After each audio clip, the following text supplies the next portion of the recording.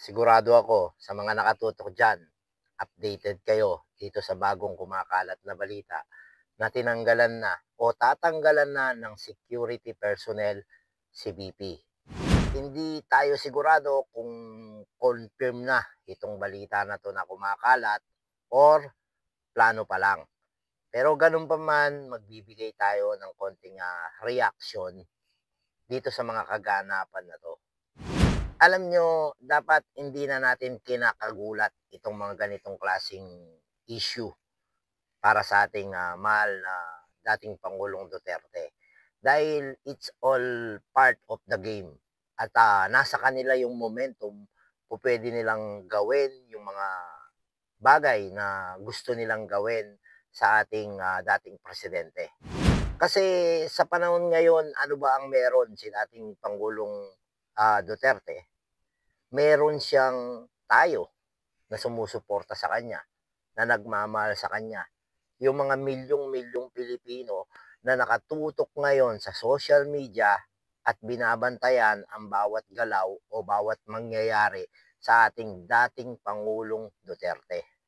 Pero kahit meron siyang milyong-milyong taga-suporta, tayo, diado pa rin tayo. Dahil ang nagdidikta ng takbo ng laban ngayon ay kung sino yung mga kalaban nila. Nasa kanila yung momentum, sila yung nagdidikta kung paano tatakbo yung laban. So kung tatanggalan man nila ng security personnel si BP Sara, sa mga bagay na yon, wala tayong magagawa doon. Siguro magtiwala na lang tayo kay BP. Dahil sigurado naman ako, expected ni BP itong mga ganitong klasing galawan. Kumbaga, hindi pa to nangyayari na bibiswal na ni BP na maaari itong mangyari sa kanya. Kaya naman matagal pa, pinag-aandaan na ni BP Sara itong mga ganitong klasing galawan ng mga kalaban. Kaya easy lang kayo, chill lang kayo, magtiwala tayo kay BP Sara na alam niya ang kanyang gagawin. Kasi ito yan mga boss Ito na may opinion lang. Base lang ito sa aking mga pag-aaral, sariling pananaw. Wala naman tayong basihan dito. Kumbaga ito, naiisip ko lang bilang isang ordinaryong Pilipino na nagmamasid sa mga kaganapan sa ating bansa. Ito yung mga nakikita kong posibilidad na pwedeng mangyari. Lahat naman tayo umaasa. Lahat tayo hoping na sana makalaya si Tatay Digong sa lalong mabilis na panahon. Pero tignan natin yung worst scenario sa mga kaganapan na nangyayari ngayon. Halimbawa na si Tatay Digong abutin ng hanggang September. O the worst, pagkatapos ng September, hindi siya mapawalang sala. Alam din natin na may nakaabang na impeachment kay BP Sara. So, tignan din natin yung worst scenario na mangyayari. I-assume natin na yung impeachment ni BP Sara, magtagumpay sila. Magtagumpay yung mga nagpa-impeach kay BP. So, pagkatapos nun, doon na ba magtatapos ang pinagdadaanan ng mga Duterte? Hindi pa. Dahil pagkatapos ni BP Sara, siguradong kasunod si Baste Duterte at si Pulong Duterte. Dahil kung totoo, dahil sinasabi ko nga, opinion ko lang to at base lang sa aking pag-aaral, kung totoo na politika ang rason kaya nangyayari sa mga Duterte to, sa papalapit na 2028, kailangan bago mangyari ang eleksyon sa presidential ay walang Duterte na pwedeng tumakbo dun sa pinakamataas na pwesto. Kasi, bakit? Kasi sa mga nangyayari na to, sinilaban muli nila ang naglalagablab na mga milyong-milyong Pilipino na nagmamahal kay Tatay Digong. So, ngayon nagliliyab na. Nasa kalsada, nasa social media, nasa kanya-kanyang mga paraan nila para mapakita nila ang kanilang mga suporta. So, ang nakikita ko dito, mai-eliminate nila si Tatay Digong dahil naipakulong nila dun sa ICC at sinunod nila si Inday Sara dahil napa-impeach nila. So, ang taong bayan, kahit sinong Duterte ang tumakbo sa 2028, sigurado makukuha yung suporta ng mga milyong-milyong Pilipino na nalulungkot ngayon, na umiiyak ngayon, na sumisigaw ngayon ng katarungan para kay dating Pangulong Duterte. Ano ngayon ang dapat nilang gawin para hindi mangyari yon? Dahil ayaw nila na may isang Duterte na tatakbo sa 2028. Mapa-Inday Sara yan, mapa-Baste Duterte yan, mapapulong Duterte yan. Hindi nila papayagan na may isang Duterte na tatakbo ng 2028 dahil alam nila na tagilid sila.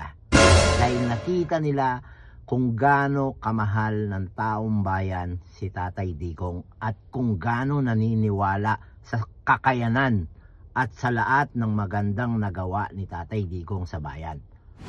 Again, mga boss, ito opinion ko lang to, sariling pag-aaral ko lang to, base sa mga nakikita kong nangyayari sa kasalukuyan sa ating bansa at sa mga taong involved dito sa kaganapan sa mga nangyayari na to. At alam ko din naman na makapangyarihan yung boses ng taong bayan kapag nagsama-sama. Mga ilang beses na nating napatunayan yan sa kasaysayan ng ating bansa na nagsama-sama ang taong bayan at nanawagan ng pagkakaisa dahil hindi na nila gusto yung sistema na meron ng bansa nila. At ilang beses na rin napagtagumpayan ng taong bayan yung ganyang klaseng pagsasama-sama ng kanilang mga boses. At ngayon, i-assume natin na magkakaroon na ng panibagong eleksyon. At katulad ng panawagan ng napakarami na iboto natin yung mga kandidato na inendorso ni Tatay Digong para kahit papaano magkaroon tayo ng laban o kaya naman laban-laban tayo, no, dahil may makakakampi si Tatay Digong. Pero alam nyo ba kung ano ang nakakatakot? Ang nakakatakot doon yung kahit maipanalo ng ating mga kandidato na inendorso ni Tatay Digong, yung kanilang mga kandidatura. Yung maipanalo nila pero hindi sila mananalo. Alam nyo na ang ibig kong sabihin. Kasi alam nyo naman mga boss, mahirap yung magsalita tayo ngayon nang wala tayong basihan. Ito namang sinasabi natin, sariling opinion natin to at sariling pagmamasid lang natin sa mga kaganapan. So, tignan nyo kung ano nagagawa ng kapangyarihan. At ang mensahe lang naman ng ating ginawang video ngayong araw na to mga boss, tayong mga nagmamahal kay Tatay Digong, expect natin yung worst scenario na mga mangyayari dahil wala tayo sa kapangyarihan. At kahit na suportahan natin ang ating mga kandidato na inendorso ng ating mahal na Tatay Digong, yung maipanalo natin sila ay pwedeng maging talo. Kayo na ang bahalang umukay dun sa ibig kong sabihin mga boss. Alam ko na iniintindihan nyo yung gusto kong iparating sa inyo. Pero kasi, kailangan nating maging matalino. Kahit na sumisigaw tayo, kahit na nakikipaglaban tayo, dahil alam natin kung ano yung posibleng mangyari sa atin na pwedeng ikapaamak natin. So, kailangan nating mag-ingat at maging matalino sa laban. Pero alam ko at naniniwala ako na tayong mga sumusuporta at nagmamahal kay Tatay Digong, hindi tayo ang totoong bobo. Dahil tayo ang tunay na nagmamahal sa bayan at nakakakita ng hindi magandang nangyayari ngayon sa ating bansa. Ganun pa man mga boss, kahit na meron tayong mga worst scenario na tinignan sa video na to, tuloy-tuloy lang tayo sa laban. Tuloy-tuloy lang yung panalangin natin at pagsuporta natin sa ating dating Pangulo Duterte na sana mapagtagumpayan niya to, makalaya siya agad at sana hindi rin sapitin ni Inday Sara ang sinapit ni Tatay Digong para sa ganun sa 2028 may laban-laban tayo mga boss.